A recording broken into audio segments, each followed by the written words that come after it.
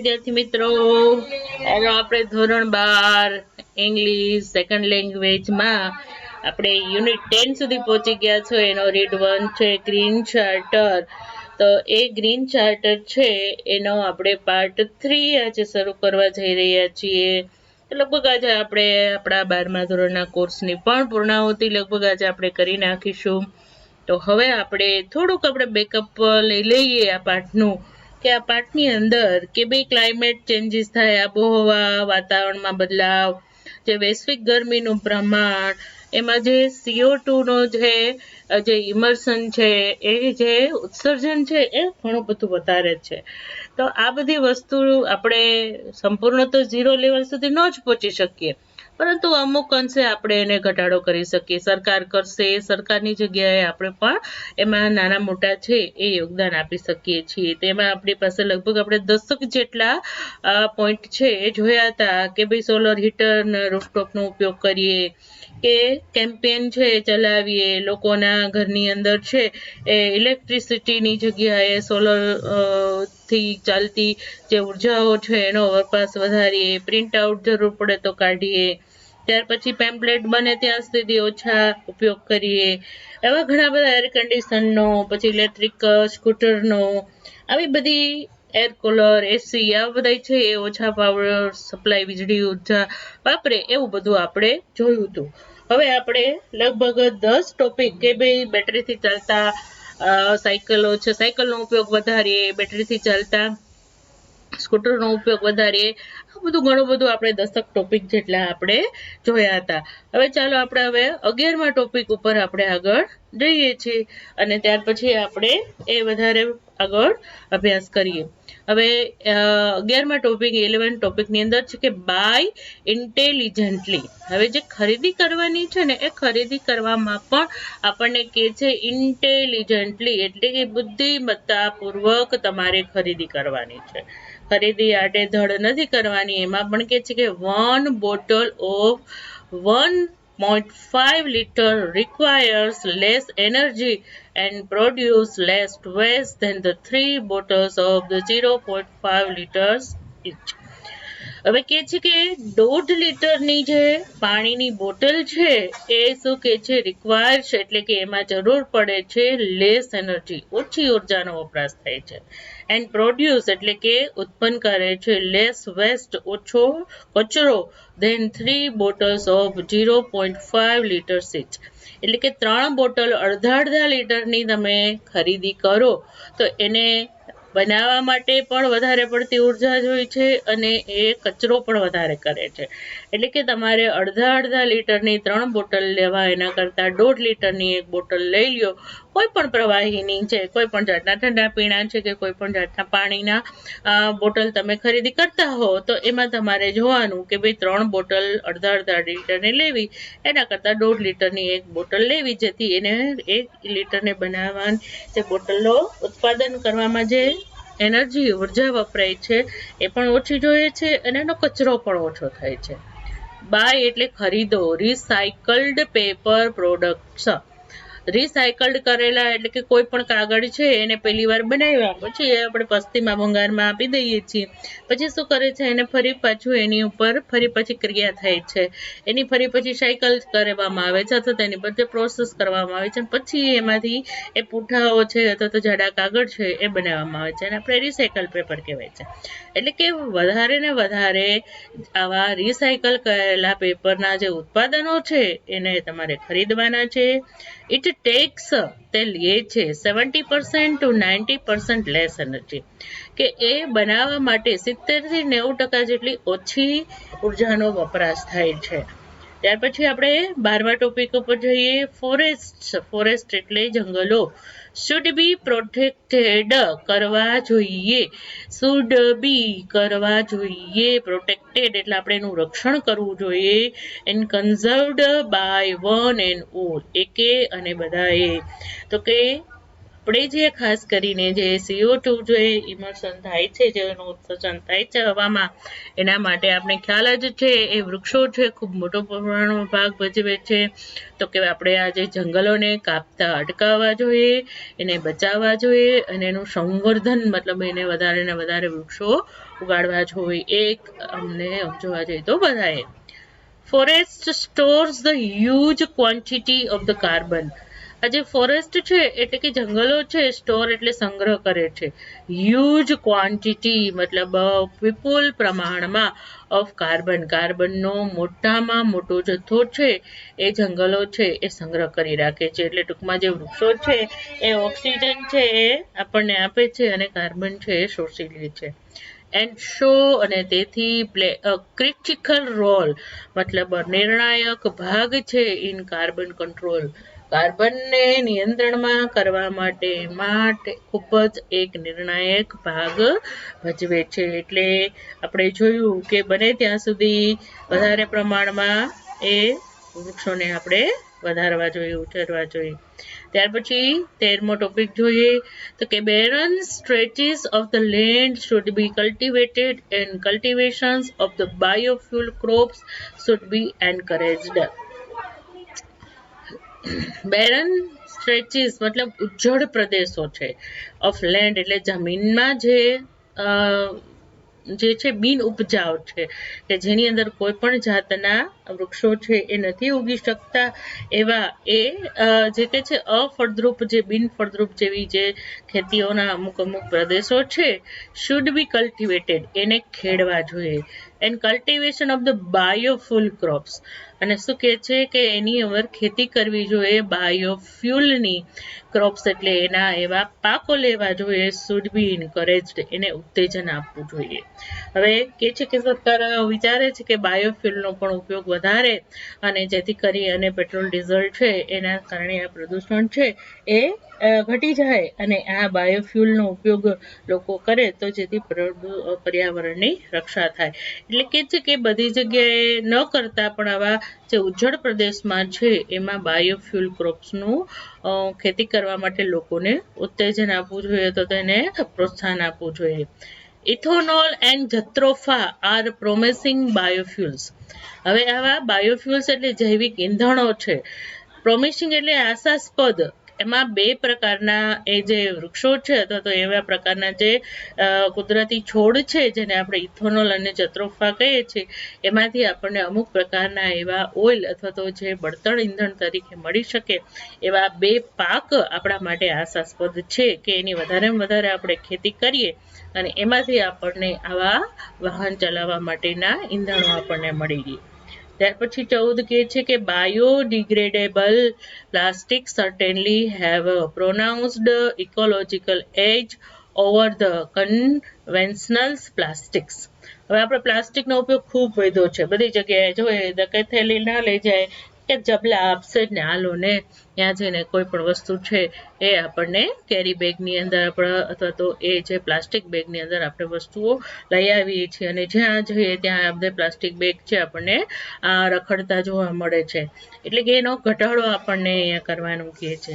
તો કે બાયોડિગ્રેડેબલ એટલે કે જૈવિક વિઘટન પામેલા પ્લાસ્ટિક્સ સર્ટેનલી હેવ અ પ્રોનાઉન્સ્ડ સાબિત થયા છે ઇકોલોજીકલ એજ પર્યાવરણીય રીતે ઓવર એટલે ચડિયાતા કન્વેન્શનલ પ્લાસ્ટિક રૂઢિગત પ્લાસ્ટિક જે આપણે પર્યાવરણમાં ખૂબ નુકસાન કરે છે વર્ષો સુધી એ જે નાશ નથી પામતા એ કન્વેન્શનલ રૂઢિગત જે પ્લાસ્ટિકો છે એની જગ્યાએ બાયોડિગ્રેડેબલ એટલે કે જૈવિક વિઘટન એટલે કે જે કચરો છે એ કચરામાંથી આપણને જે કાંઈ એ વિઘટન પામી અને જે પ્લાસ્ટિક બનાવવામાં આવે છે એ ખરેખર છે એ પર્યાવરણની દ્રષ્ટિએ ચડિયાતા સાબિત થયા છે.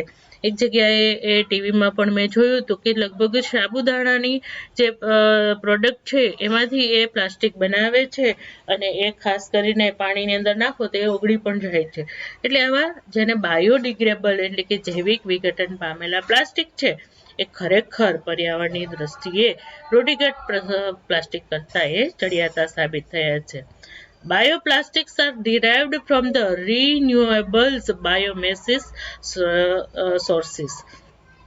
આ બાયોપ્લાસ્ટિક્સ છે એ ક્યાંથી ડિરાઇવ્ડ એટલે પ્રાપ્ત થયા છે ફ્રોમ એટલે કે રિન્યુએબલ પુનઃપ્રાપ્ત બાયોમેસ સોર્સ જૈવિક સત્તાના સ્ત્રોતમાંથી. એટલે કે આ છે એ જૈવિક એટલે શું તો કે જે કાંઈ આપણને પર્યાવરણને નુકસાન ન કરે અને એની અંદર જ પાછા એ ભળી જાય એવા જ જથ્થામાંથી આપણને એવા સ્ત્રોત છે એમાંથી જ આપણને ફરી પાછા આપણે પુનઃપ્રાપ્ય કરી શકીએ છીએ. તો આપણે એવા પ્લાસ્ટિકનો ઉપયોગ છે એનો ઉપયોગ આપણે વધારવો જોઈએ એમ આપણને અહીંયા કે છે. હવે ત્યાર પછી આગળ આપણે 15મો ટોપિક જોઈએ તો કે હાઉસ હોલ્ડ એટલે ઘરના વેટ વેસ્ટ એટલે ભીના કચરા એટલે કે ખાસ કરીને રસોડાના કચરા કે જે શાકભાજીનો છે અથવા તો ખોરાક વધેલો છે એ કચરો જેને આપણે ભીનો કચરો કહીએ છીએ શુડ બી કમ્પોસ્ટેડ સેપરેટલી. એનું ખાતર બનાવવું જોઈએ કોમ્પોસ્ટેડ એટલે સેપરેટલી અલગ રીતે. હવે ખાસ કરીને આપણે નગરપાલિકાની ગાડીઓ પણ આવે છે કે ભીનો કચરો આમાં ને સૂકો કચરો આમાં, પણ જો કે એમાં પણ આપણે ધ્યાન નથી રાખતા. પરંતુ ખરેખર કે જે આપણા ઘરની અંદર જે ખાદ્ય પદાર્થોનો જે કચરો નીકળે છે ભીનો કચરો એમાંથી એને અલગ રાખવો જોઈએ અને એમાંથી ખાતર બનાવવું જોઈએ. પહેલાના જમાનામાં જે ખેડૂતો હતા એ ઘરની અંદર ગાયો ભેંસોના જે મળમૂત્ર હતા એમાંથી ખાસ કરીને મળ એટલે જેને આપણે ચાણ કહીએ છીએ તેના ઘરમાં એ ઢગલો કરી રાખતા, ઘરનો કચરો ખાવા પીવાનો એઠવાડ છે એ બધું રાખતા, એને સડવા દે અને પછી જ્યારે એ ખેતીની અંદર જ્યારે પાક વાવવાનો થાય ત્યારે એ છે એ ગાડું ભરી અને એ પોતાના ખેતરમાં નાખતા અને ખૂબ સુંદર પાક છે અને એમાં તત્વો અને પોષક તત્વો પણ ખૂબ જ હતા છે આપણને ખ્યાલ છે. પરંતુ હવે એ આ બધી વસ્તુ ધીમે ધીમે ઓછી થતી જાય છે. એટલે સરકાર છે હવે કહે છે કે ભીનો કચરો છે ઘરનો એનો અલગ રાખો અને એનું ખાતર બનાવવું જ જોઈએ. Pots made for the receiving such waste could be purchased market and the other materials required. So કે પોટ્સ એટલે કે આવા પ્રકારના વાસણો અથવા તો એવા પ્રકારના કુંડાઓ છે અથવા તો એવા મેડ ફોર ધ રિસીવિંગ એકઠા કરવા માટેના આવા વાસણો છે એ ભેગા કરવાના વાસણો સચ વેસ્ટ કુડ બી પરચેસ્ડ. આવા કચરા એકઠા કરવાના જે વાસણો બનાવવામાં આવે છે એને આપણે કુડ બી પરચેસ્ડ આપણે ખરીદી લેવા જોઈએ. તો આપણે એની ખરીદી કરી શકીએ ધ માર્કેટ બાકીમાંથી તો કે માર્કેટમાંથી એન્ડ અધર મટીરિયલ્સ રિક્વાયર્સ અને એવા બીજા પ્રકારના ઘણા બધા આ જે પદાર્થો છે એની પણ જરૂર પડે છે. દાખલા તરીકે શોડસ્ટ મતલબ લાકડાનો વેર છે, ડ્રાય લીવ્સ છે એટલે સૂકા પાંદડા, શ્રેડેડ એટલે ફાટેલા, પેપર એટલે કાગળ. તો કે આવા બધા પણ આપણે એકઠા કરવા જોઈએ કે ભાઈ લાકડાનો વેર છે, સૂકા પાંદડા છે, ફાટેલા પેપર છે, આવા બધા પદાર્થોની પણ જરૂર પડે છે કે જેનાથી આપણે કમ્પોસ્ટ કરી શકીએ, ખાતર પણ બનાવી શકીએ.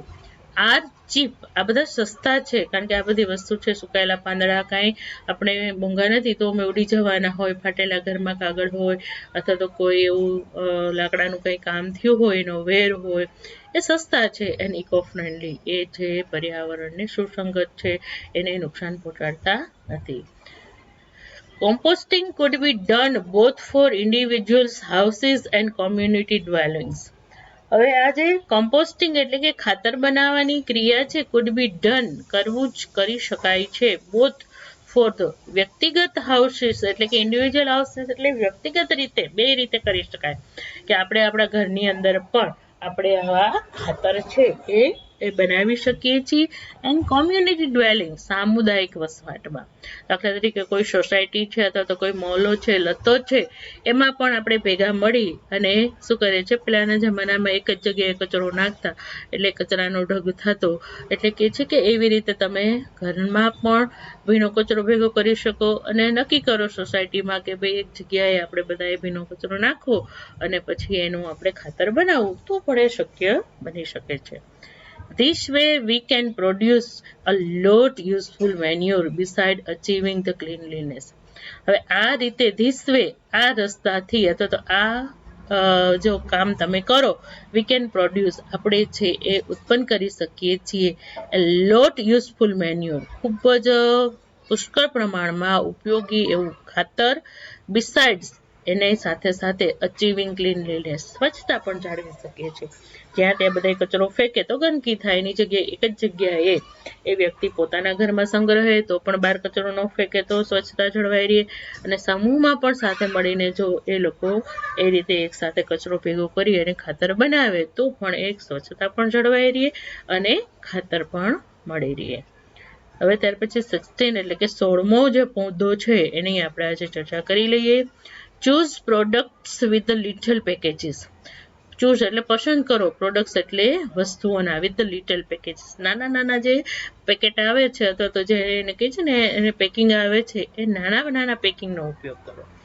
બાય રિફિલ્સ વેન યુ કેન, અને એવા પ્રોડક્ટ ખરીદો કે જેની અંદર તમે ફરી પાછા એ ભરાવી શકો.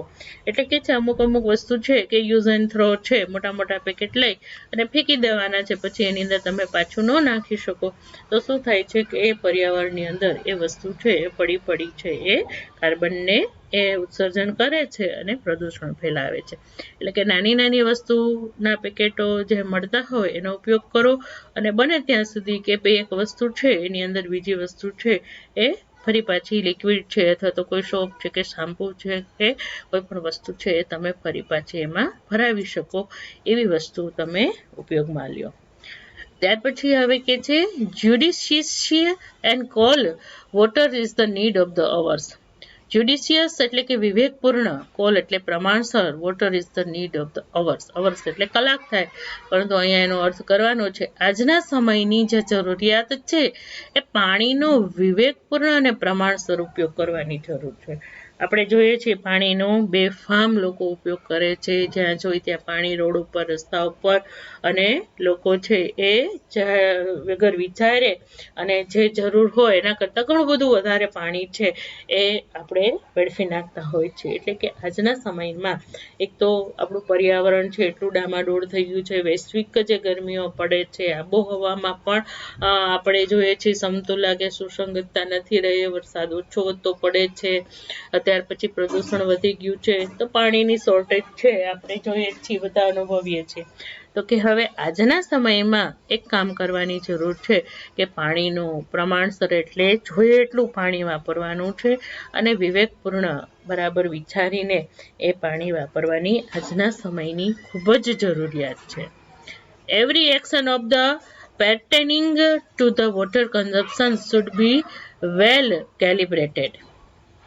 એવરી એક્શન ઓફ, દરેક જે ક્રિયા છે, ઓફ pertaining એટલે કે લાગુ પડતું, ટુ ધ વોટર કન્ઝપ્શન, એ કે જે પાણીના વપરાશને લાગુ પડતી દરેક જે ક્રિયાઓ છે, શુડ બી વેલ કેલિબ્રેટેડ, એનું પણ ચોક્કસ માપ હોવું જોઈએ.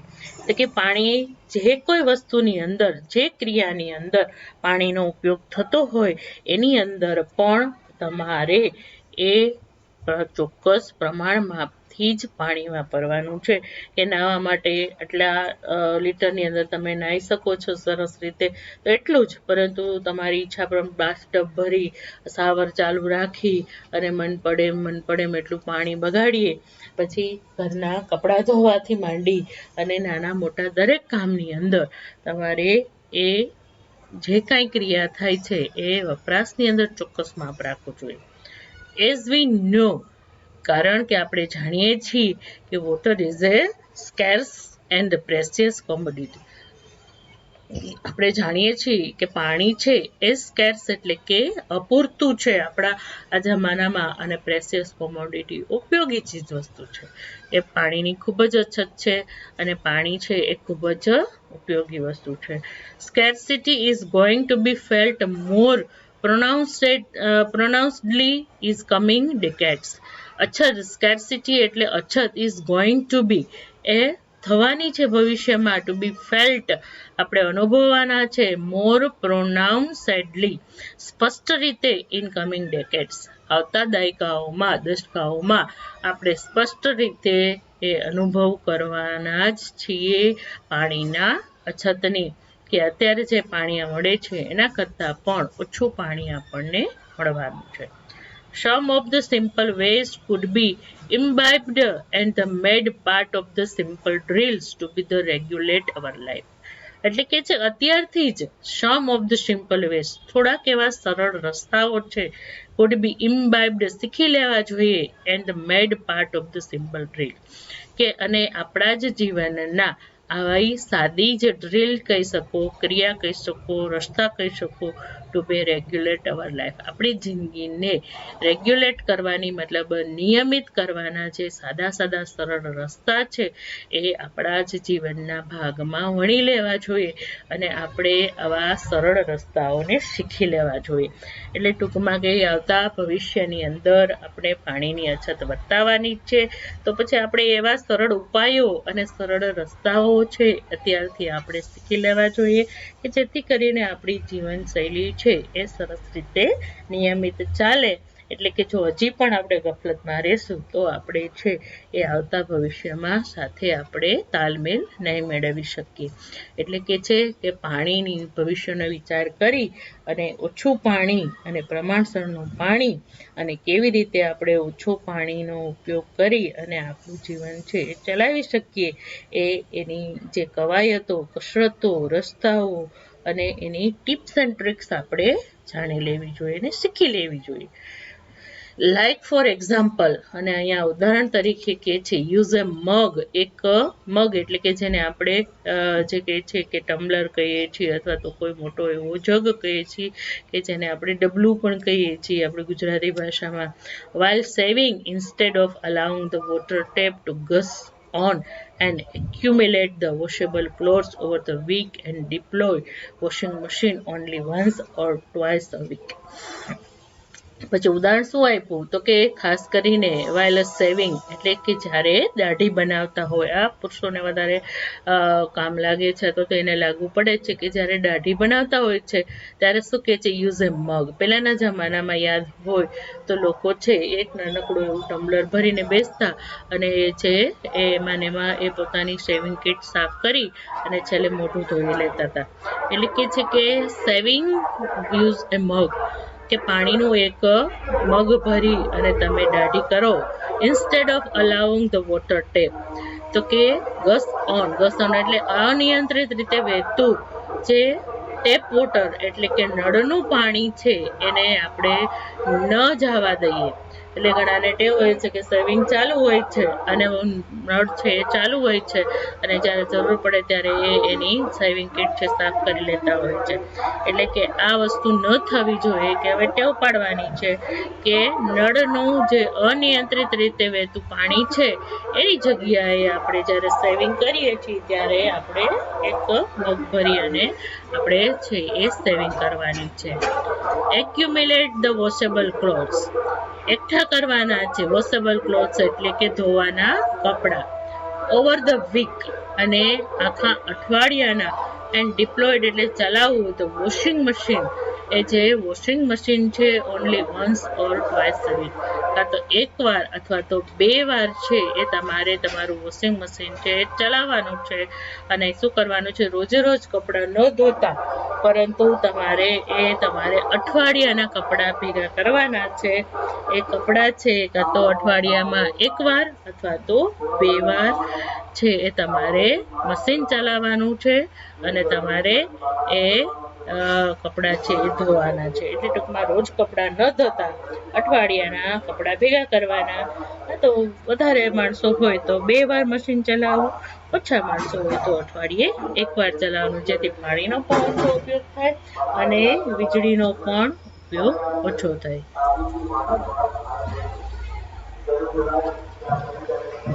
Use wet cotton or sponges swab instead of washing floors. હવે ખાસ કરીને ટેવ હોય છે લોકોને ફળિયા ધોવાની, ઘર ધોવાની ને રસોડા ધોવાની, તો કે ઉપયોગ કરો વેટ કોટન એટલે કે ભીના કોટનના કપડાનો ઓર સ્પોન્જ એટલે વાદળી, સ્વીપ એટલે પોતું ઇન્સ્ટેડ ઓફ વોશિંગ ફ્લોર.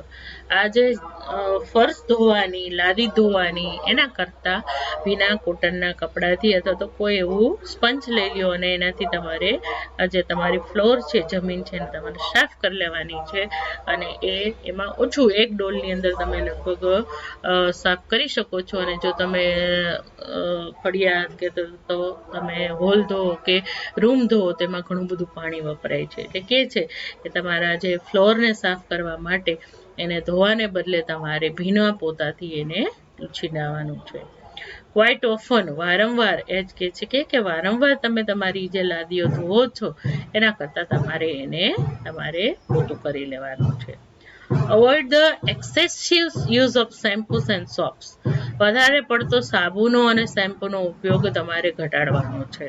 નાવા જાય ત્યારે સાબુના અને શેમ્પૂના ફેણ રોજ ઘણા માથામાં સાબુ શેમ્પૂ કરતા હોય છે, એટલે આ કે છે, અને કરતા હો તો ઓછા પ્રમાણમાં કરો જેથી એમાં પાણી ઓછું જોઈએ.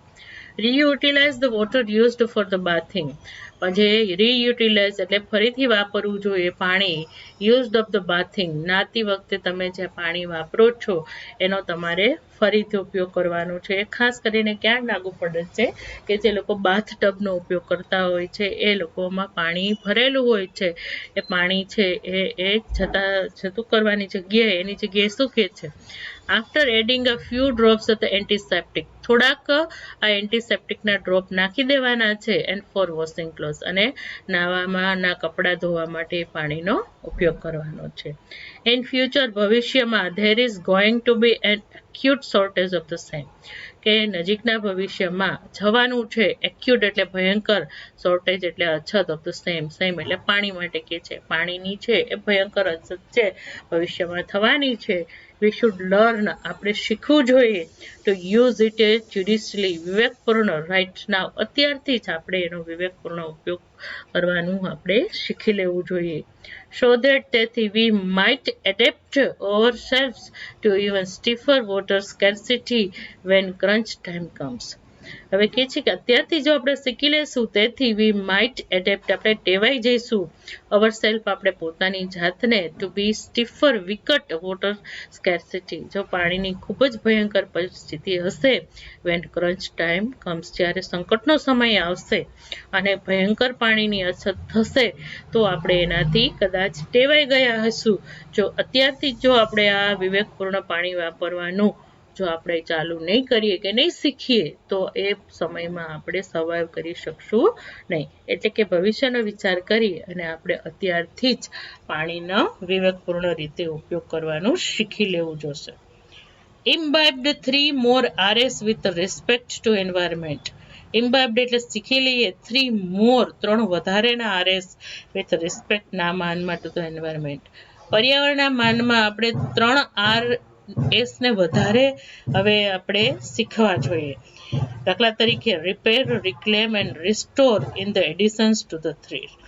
શું કહે છે કે હવે આપણે રિપેર, રિક્લેમ અને રિસ્ટોર, મતલબ ત્રણેયનો અર્થ થાય છે જે કઈ વસ્તુ છે એને આપણે ફેંકી ન દેતા એને આપણે સરસ રીતે આપણે સમી કરવી જોઈએ, ફરી પાછું એમાં કંઈ સુધારા વધારા કરી લેવા જોઈએ અને ફરી પાછી નવી બનાવી લેવા જોઈએ.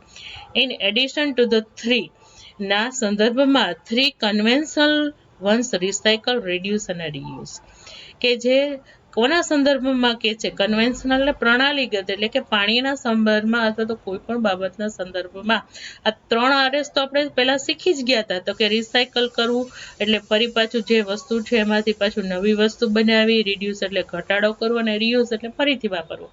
તો કે જે આ પાણીના સંદર્ભમાં આપણે રિસાયકલ, રીયુઝ, રિડ્યુસ અને રીયુઝ, તો કે એ તો આપણે કરતા જ હતા કે ભાઈ રિસાયકલ કરતા, તો કે જે ખરાબ પાણી છે એને જમીનમાં મૂકી દઈએ તો ફરી પાછું એ નવું પાણી થઈ જતા.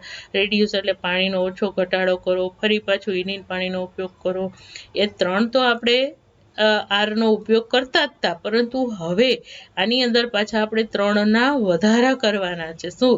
તો કે રિપેર, રિક્લેમ અને રિસ્ટોર્સ, તો કે ફરી પાછું જે કાંઈ વસ્તુ છે એ આપણે બગડી ગઈ છે એને આપણે સુધારી લેવાની છે અને ફરી પાછી એને પ્રતિસ્થાપિત કરવાની છે. જે તમે 11માં વધારે સરસ રીતે આનો ઉપયોગ છે અને ટીવીમાં પણ ઘણા એવા કાર્યક્રમ આવે છે કે જેની અંદર આપણે આ જે કાચી વસ્તુઓ છે કે આપણા જમીનમાંથી લોખંડ છે અને બાકીની અમુક વસ્તુઓ છે એ મળતી ઓછી થઈ જાય તો એનો આપણે એ વધારે ને વધારે એ આપણી પૃથ્વી પાસેથી એ વસ્તુ ન લેવી પડે અને તૂટેલી બગડેલી વસ્તુને ફરી પાછી આપણે નવી કરી શકીએ છીએ. એટલે કે જે આપણે આ 3 તો આર તો ભણતા જ હતા, રિસાયકલ, રિડ્યુસ અને રીયુઝ. હવે આપણે બીજા 3ને પણ આપણે આ લિસ્ટમાં સમાવી દેવામાં છે, રિપેર, રિક્લેમ અને રિસ્ટોર. કોના માનમાં? તો કે પર્યાવરણના માનમાં.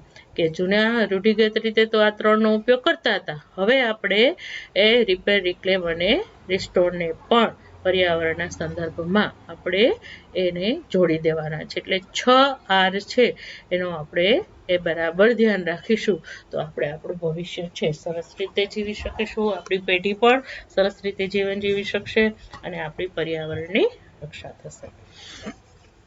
We easily throw away old electronics, watches and toys, etc. આપણે સહેલાઈથી થ્રો અવે ફેંકી દઈએ છીએ ઓલ્ડ ઇલેક્ટ્રોનિક્સ વોચીસ, કે જે ઇલેક્ટ્રોનિક્સ એટલે કે જે આપણે આધુનિક તકનીકથી જે બધી ઘડિયાળો અને રમકડાઓ જૂના છે એ આપણે ફેંકી દઈએ છીએ, ચાલતું નથી, બગડી ગયું છે, ફેંકી દો, ભંગારમાં દઈ દો.